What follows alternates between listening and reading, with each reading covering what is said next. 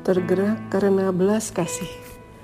Renungan diinspirasi dari Injil Matius bab 9 ayat 32 sampai 38. Sedang kedua orang buta itu keluar, dibawalah kepada Yesus seorang bisu yang kerasukan setan.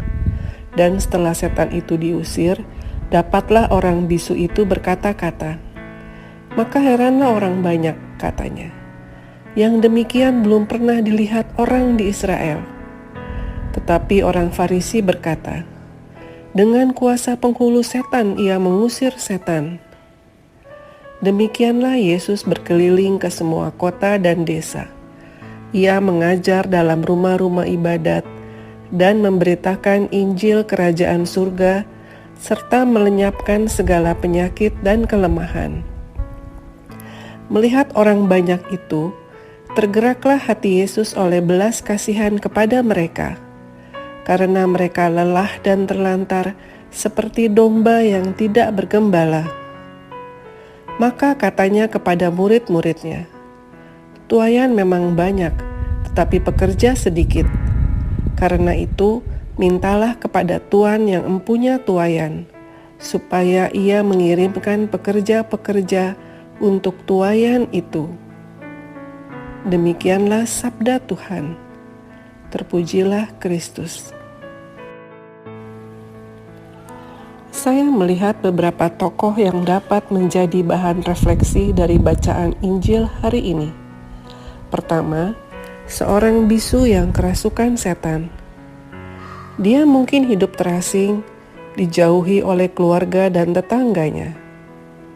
Kedua, orang-orang yang membawa si bisu kepada Tuhan Yesus. Mereka mungkin orang yang membantu sesama dengan alasan kemanusiaan, seperti para pekerja sosial. Mereka mungkin orang yang merasa terganggu dengan kehadiran si bisu. Mungkin juga orang yang merasa telah dikasihi Allah terlebih dahulu. Ketiga, orang Farisi yang melihat karya Tuhan Yesus tetapi menghujatnya. Keempat, orang banyak yang datang kepada Tuhan Yesus. Mungkin karena ingin disembuhkan dari penyakit, mendengar ajarannya, atau terbawa arus orang sekitarnya. Tokoh utama adalah Tuhan Yesus, yang misi kedatangannya untuk mendirikan dan mewartakan kerajaan surga, di mana ia memerintah sebagai raja dalam kehidupan umat manusia. Hatinya selalu tergerak oleh belas kasihan. Ia melenyapkan segala penyakit dan kelemahan baik fisik maupun dosa. Ada begitu banyak orang yang perlu dilayani, tetapi hanya sedikit yang membantunya. Yesus meminta para murid untuk berdoa agar Allah mengirimkan pekerja-pekerja untuk melayani.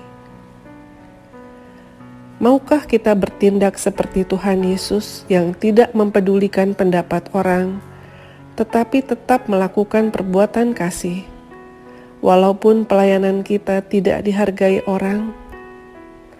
Maukah kita tetap berdoa, berbicara dan bertindak dengan penuh kasih, sehingga dapat membawa sesama datang kepadanya? Saya terpanggil untuk meneruskan misi dan karya Tuhan Yesus dan menjawabnya melalui Legio Maria, kerasulan awam yang bertujuan memuliakan Allah dan memperluas kerajaannya melalui pengudusan anggotanya. Sebagai legioner, kami berusaha melaksanakan prayer in action, berdoa bagi Bapak Paus, para uskup, imam, sesama, dan jiwa-jiwa di api penyucian, baik yang kami kenal maupun tidak. Juga melayani secara langsung orang yang membutuhkan atas dasar iman dan belas kasih. Semoga kita semua dimampukan untuk melihat dan membantu sesama dengan hati yang penuh belas kasih seperti Tuhan Yesus. Marilah berdoa. Tuhan Yesus yang baik dan penuh belas kasih, terima kasih telah menjadi Raja dan Gembala bagi kami. Mohon rahmat-Mu agar kami pun dapat meneruskan karya kasih-Mu dengan selalu memperhatikan mereka yang lelah dan terlantar, seperti domba yang tidak bergembala. Amin.